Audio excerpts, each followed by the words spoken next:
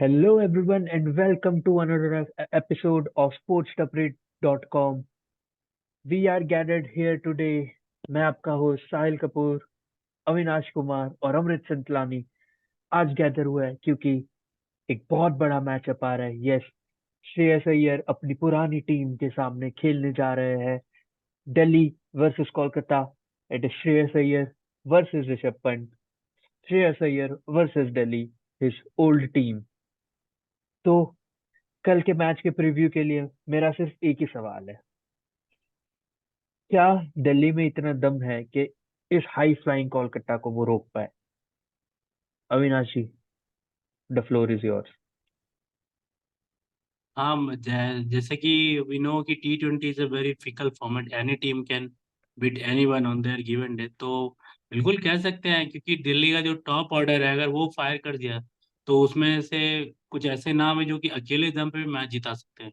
चाहे David Warner हो, Mitchell Marsh हो, पृथ्वी शॉ भी अपने दम पे 50-70 क्विक फायर बना सकते हैं। और ऋषभ पंत भी पिछले मैच में CSK के अगेंस्ट 50 मार के आए हैं। तो टॉप फोर तो इनका सॉर्टेड है। अगर कोई भी एक लंबी पारी खेल सकता है 15-17 ओवर तक, तो निश्चित रूप से वो जो KKR की बॉलिंग लाइनअप है उनके ऊपर प्रेशर बना सकते हैं। हालांकि उनके पास काफी अच्छे स्पिनर्स हैं, तो थोड़ा एक चैलेंज जरूर होगा, बट ऐसा नहीं है कि मतलब दिल्ली उनके सामने जीत नहीं सकती है। थोड़ा चैलेंज मुश्किल होगा, but they have that ammunition in their team की वो उस तरह से कर सकते हैं। वो मतलब अपने फेवर में रिजल्ट कर सकते हैं। जी बिल्कुल बिल्कुल, क्योंकि मेरा तो यही मानना है कि काफी लोगों ने दिल्ली को सीजन स्टार्ट होने से पहले राइट ऑफ कर दिया, और जो जायज है उनका लास्ट सीजन देख के। बट इस सीजन मेरे को लगता है, जैसे उन्होंने CSK के अगेंस्ट प्रूव किया, मेरे को लगता है कि दिल्ली इस सीजन बहुत ही एक अंडररेटेड टीम है। एक मतलब आउट ऑफ नोवेयर निकल सकती है वो टीम, क्योंकि उनके पास टॉप ऑर्डर तो बहुत ही तगड़ा है। ठीक है, Prithvi Shaw, Mitchell Marsh, David Warner, ये तीन खिलाड़ी ऐसे हैं जो ऑन अ गिवन डे बस पावर प्ले में चल गए तो मैच टीमों के हाथ से बाहर ले सकते हैं। और उनकी बॉलिंग लाइनअप में एक यंग बॉलिंग लाइनअप है, एक थोड़ी इंडियन कोर वाली बॉलिंग लाइनअप है, पर वो बॉलिंग लाइनअप में भी धमकम है। और इनके पास आंद्रिक नोटिया भी वापस आ गया तो वो भी एक बूस्ट होगा, और ऑब्वियसली ऋषभ पंत भी एक बहुत बड़ा बूस्ट है। तो मेरा अमृत जी से यही सवाल है कि क्या दिल्ली में क्या कमी है एज ए टीम, क्योंकि वो अंडररेटेड टीम है, बट क्या एज ए टीम कमी है जो उन्हें बड़े मैचेस में थोड़ा रोक सकती है? जैसे कल एक बड़ा गेम है तो उसमें रोक सकती है थोड़ा। वही है कि एक तो मेजर पॉइंट वही है कि वो जो जो अविनाश ने जो बात बोली थी, एक पॉइंट ये आ जाता है कि आपको एक बैटर चाहिए जो उस गिवन डे पे वो एक एक एंड से एटलीस्ट वो खड़ा रहे। क्योंकि आप मार्श को देखेंगे, मार्श एक बहुत अग्रेसिव प्लेयर है। ऋषभ पंत एक बहुत स्मैश बैंग अग्रेसिव प्लेयर है। डेविड वार्नर भी वैसे ही है। पृथ्वी शॉ भी टू एन एक्सटेंड वैसे ही है। Like he likes to play shots, but then आपको एक बैटर चाहिए जो एक एंड एटलीस्ट पकड़ के रखे, ताकि अगर इवन इफ दूसरे एंड से विकेट्स गिर रहे हैं तो वो 180 का स्कोर फिर भी पहुंचा पाए, जैसे विराट ने भी कुछ दिन पहले किया था। हाँ, उनके स्ट्राइक रेट के बारे में काफी बातचीत हुई, but at least he stuck at one end. तो ये एक थोड़ी सी प्रॉब्लम हो सकती है कि एक फिनिशर नहीं है।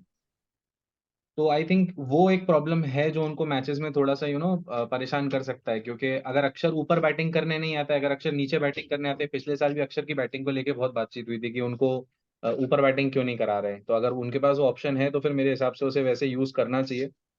और बॉलिंग ऑप्शंस भी मुझे लगता है थोड़े से उनके उतने बेहतर नहीं है।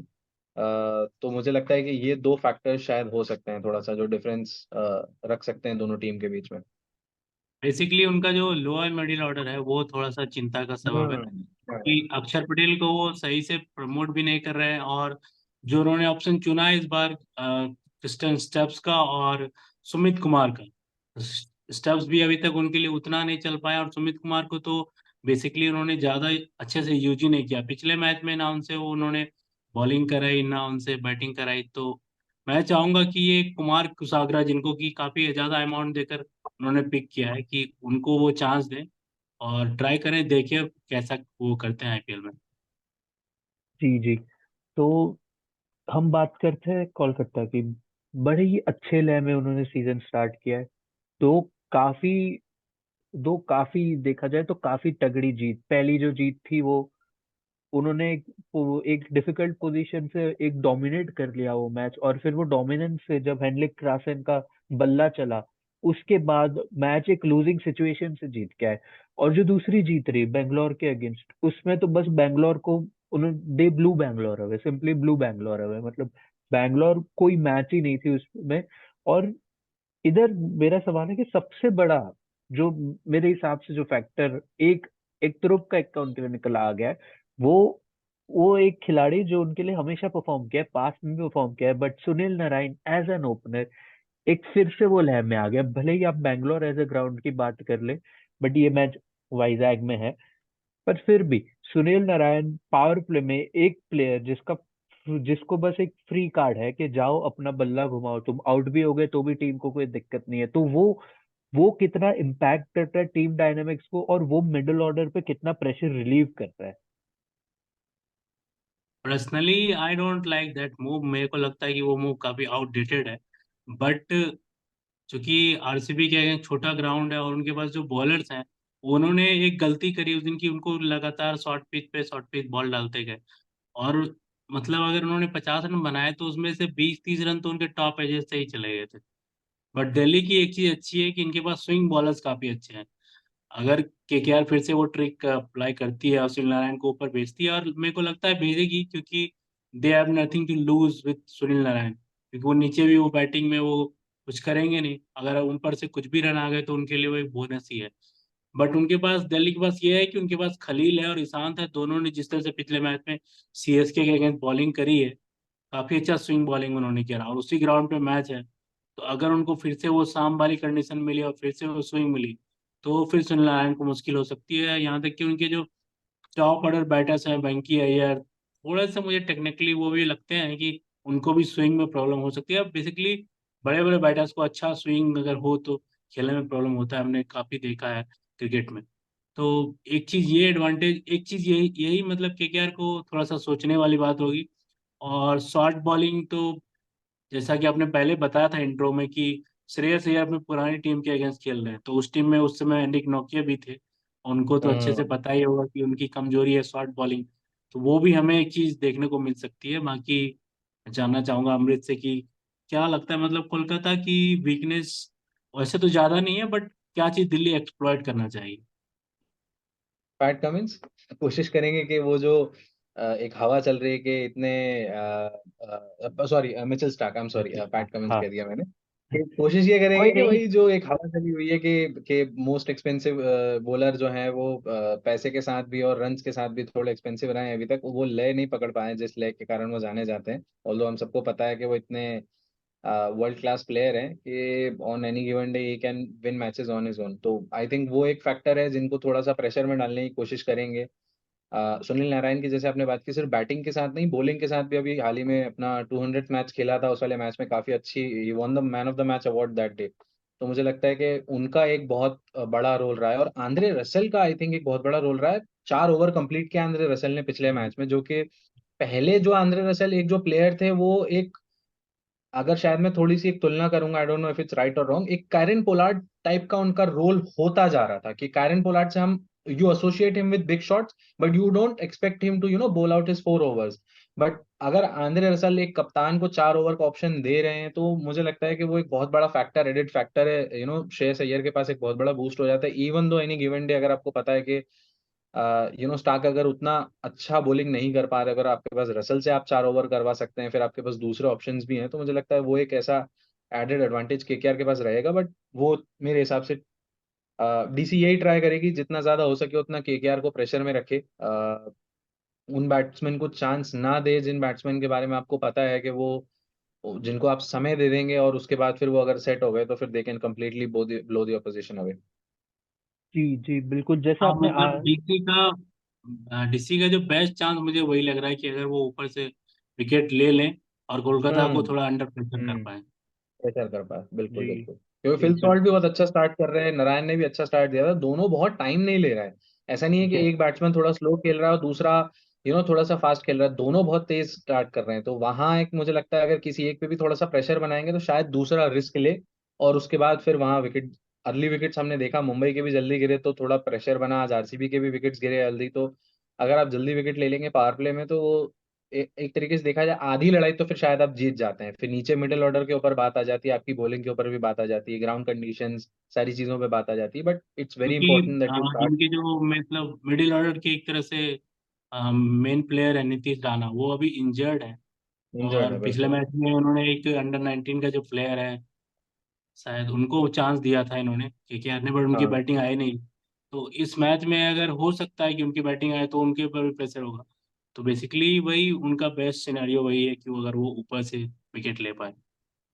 जी, और मेरा मानना है कि ना सिर्फ ऊपर से विकेट ले पाए, ऊपर से रन बन पाए। क्योंकि मेरा मानना ये है कि उधर ओपनिंग करेंगे, देखा जाए अगर पृथ्वी शॉ करते हैं तो ठीक है, वरना वार्नर और मार्श अगर ओपन करते हैं तो सामने उधर से ओपनिंग बॉलिंग में भी आएंगे मिचेल स्टार्क एक आध ओवर डालने। तो वो अपने इंटरनेशनल टीममेट्स के अगेंस्ट आएंगे। तो स्टार्क और मार्श जो ऑलरेडी काफी यूज टू है, जब उन्हें है वो काफी यूज टू है उस स्टार्क मतलब वार्नर और मार्श स्टार्क की बॉलिंग से। तो उनपे भी एक अपॉर्चुनिटी कि पहली ओवर में ही आके स्टोन सेट करके स्टार्क की लाइन और लेंथ बिगाड़ना। मतलब अगर वो ऊपर से ही प्रेशर डाल बिल्कुल। देंगे स्टार्क पे, तो स्टार्क की लाइन और लेंथ बिगड़ी। अब इधर श्रेयस अय्यर ऑब्वियसली जा सकते हैं सुनील नारायण के साथ बॉलिंग ओपन करने के लिए। तो ये बड़ा एक जो पावर प्ले रहने वाला है कल का, वो काफी मेरे हिसाब से काफी दिलचस्प काफी मतलब इंटरेस्टिंग रहने वाला है। और there is a lot to look forward to when it comes to even DC batting and KKR bowling. तो इसी आई के थिंक साथ थोड़ा जो जी, आपने डिस्कस किया वो पॉइंट तो है ही बिल्कुल बिल्कुल, कि डीसी की भी थोड़ी सी जो लोअर मिडिल ऑर्डर है वो थोड़ा सा लग रहा है शेकी। तो मुझे लगता है कि अगर वो अर्ली विकेट्स केकेआर को भी मिल गए तो डेफिनेटली गेम काफी इंटरेस्टिंग हो जाएगी। यस, और मेरे हिसाब से तो मतलब हमेशा केकेआर की मैच में सबसे इंपॉर्टेंट प्लेयर आंद्रे रसेल ही रहता है। अगर उनकी ट्रेजेक्टरी भी देखे एज अ प्लेयर तो काफी ब्यूटीफुल रही है वो। स्टार्टिंग में भी बैट्समैन तो वो हमेशा ग्रेट रहे हैं, बट स्टार्टिंग में उनका देखा जाए तो स्टार्टिंग में वो बॉलिंग भी काफी केकेआर को बिल्कुल मैचेस बिल्कुल। बॉलिंग के दम पे जिताते थे। डेथ ओवर्स में आके काफी अच्छी बॉलिंग करते थे, मिडल ओवर्स में आके वो काफी अच्छे बॉलर रहे थे। फिर उनका इंजरीज वाला फेज आया था, वो फेज जब वो बैन हो गए थे, उसके बाद से उनकी बॉलिंग थोड़ी इधर उधर हो गई थी। तब केकेआर ने भी as a bowling unit struggle किया था। बट अब जब वो वापस इस सीजन, वैसे बहुत छोटा सैंपल साइज है, बट इस सीजन अभी तक जो मैचेस हुए उनमें वो वापस वो बॉलिंग में वो इम्पैक्ट ला पा रहे, 4 ओवर डाल पा रहे, जैसे अमृत भाई ने बोला है कि वो इम्पैक्ट ला पा रहे हैं। तो इससे केकेआर की देखा जाए तो केकेआर की जो इनके सबसे सक्सेसफुल ईयर्स थे, जब ये दो टाइटल जीते लगातार, प्लेऑफ आते थे गौतम गंभीर के अंदर, अ, इनकी बॉलिंग ही इनकी स्ट्रेंथ होती थी। और इस साल भी अगर देखा जाए स्टार्क, क्योंकि मैं अगर कल को केकेआर मैनेजमेंट हूँ या केकेआर का एक फैन हूँ, तो मैं पर्सनली ये मानता हूँ कि मैं स्टार्क के फॉर्म को लेके कंसर्न नहीं हूँगा अभी। क्योंकि वो प्लेयर में इतनी मतलब इतना एक्सपीरियंस है, वर्ल्ड इतना चैंपियन प्लेयर है वो, कि he will come good I think and he will turn it around. तो इफ स्टार्क ऑल्सो फायर्स तो ऑलरेडी इन पे ऑप्शन है। तो I think this could be like welcome back Gautam Gambhir as Gautam Gambhir to the KKR dugout, and maybe welcome back the IPL trophy, कुर्बो उर्बो जीत लो, who nose.